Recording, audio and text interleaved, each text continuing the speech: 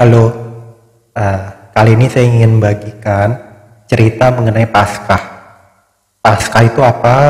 Nah, dan saya mau membahasnya dari keimanan saya Katolik.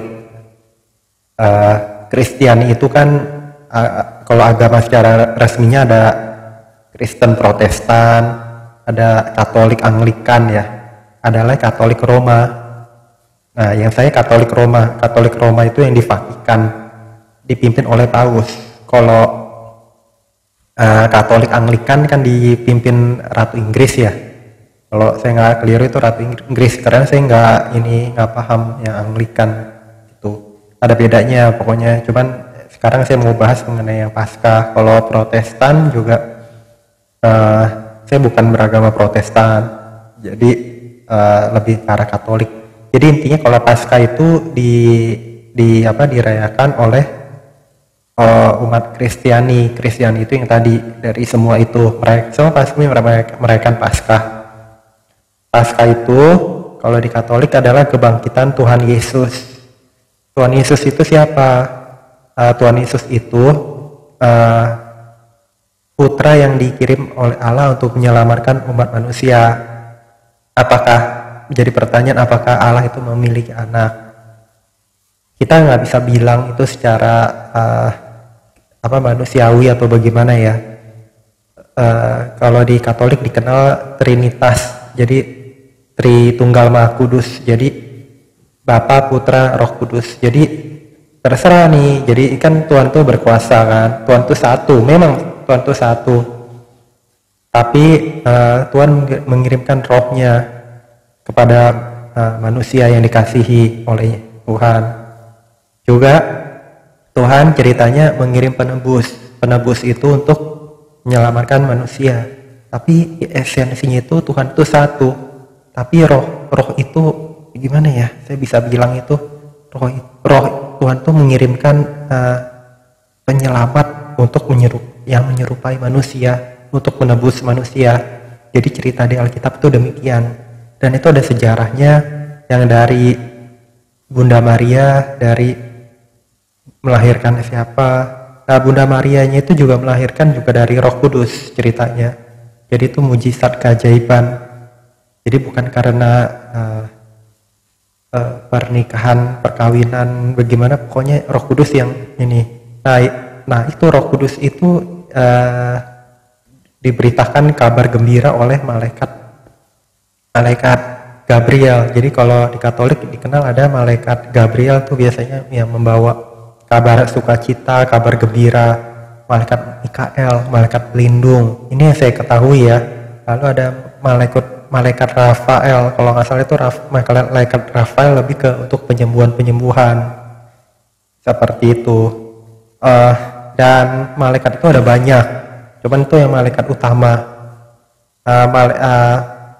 Iblis, setan itu juga tadinya malaikat, tapi malaikat yang meninggikan dirinya. Jadi ingat, kita jangan meninggikan diri kita, nanti dijatuhkan menjadi setan. Gitu ceritanya. Nah, jadi kemudian kalau di Katolik itu kan ada perjanjian lama, perjanjian baru. Perjanjian baru itu dimulai saat kelahiran Tuhan Yesus. Ceritanya seperti itu. Perjanjian lama itu dari kisah penciptaan Adam dan Hawa sampai dia itu masanya itu apa ya, Bapak Abraham masih, setahu saya Bapak Abraham itu masih ya, Bapak Abraham lalu kan mempunyai 2 anak kan. Kalau saya ada keliru juga boleh disampaikan, ada yang Ismail, ada lagi anaknya Ishak ya, Ishak gitu. Nah itu kalau nggak salah jadi perjanjian lama, perjanjian baru batasnya di situ waktu Tuhan Yesus lahir. Itu aja intinya. Nah, Tuhan Yesus itu silsilah ininya ceritanya kalau secara manusiawi itu moyangnya itu dari yang Bapak Abraham itu Ismail sama Ishak, udah itu berpisah itunya pembagiannya. Nah, yang Katolik itu tetap mengikuti yang alur cerita keturunan dari Ishak. Nah, saya nggak hafal terusannya gitu. kemudian makna Paskah itu, jadi Tuhan Yesus ceritanya disalib, nah itu untuk menebus manusia. Kalau zaman perjanjian lamanya ada yang itu yang umat Israel dilepaskan dari Firaun, itu Paskah juga, cuman Paskah perjanjian lama, dibebaskan dari Mesir ya, yang dikejar oleh tentara Firaun. Kejadiannya banyak kan, masih di pinggir di laut terbenam itu, sampai kereta Mesir dijungkir balikan Tuhan, terbenam kayak gitu. Nah, jadi Paskah itu ceritanya Tuhan disalib untuk menyelamatkan manusia, Jadi Tuhan itu terlalu baik, terlalu sayang sama manusia sehingga dikirim putranya untuk menebus umat manusia. Ya sebenarnya Tuhan itu sama, Tuhan itu satu, cuman ini demi keselamatan manusia. Jadi benar-benar datang, dan ini anak tunggalnya langsung. Jadi Tuhan sendiri yang hadir. Tuhan sendiri yang hadir itu dibuka jalan dari waktu kelahiran.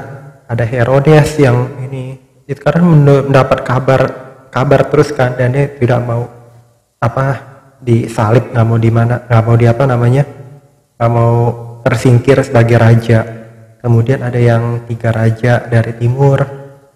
Kemudian kisahnya banyak kan, ya sebelum Tuhan Yesus lahir ada Yohanes Pembaptis, kayak gitu ceritanya teman-teman. Ya udah, pokoknya Tuhan udah, kalau nggak salah sampai 33 tahun ya Tuhan Yesus di dunia. Kemudian udah waktunya dia pergi. Ya udah, dia udah ngajar di dunia.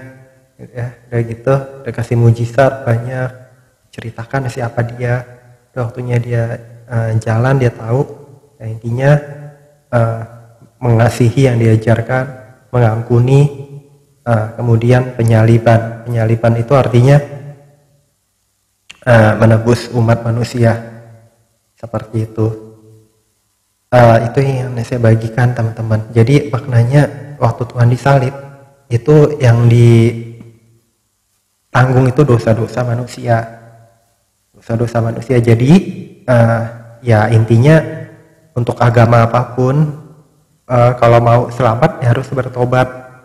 Kalau secara ini Katolik ya harus menerima Tuhan Yesus sebagai Tuhan dan Juru Selamat. Ya Tuhan, ya tetap Tuhan, itu adalah Tuhan. Itu teman-teman. Tapi kalau nggak menerima Tuhan Yesus sebagai Tuhan dan Juru Selamat, paling nggak menghormati, tetap patuh kepada Tuhan Allah, tidak melakukan kejahatan, senantiasa bertobat, wajah. Itu yang ini saya bagikan teman-teman, semoga bermanfaat. Jangan lupa subscribe, like, share, komen. Sampai jumpa di video-video saya berikutnya. Bye bye.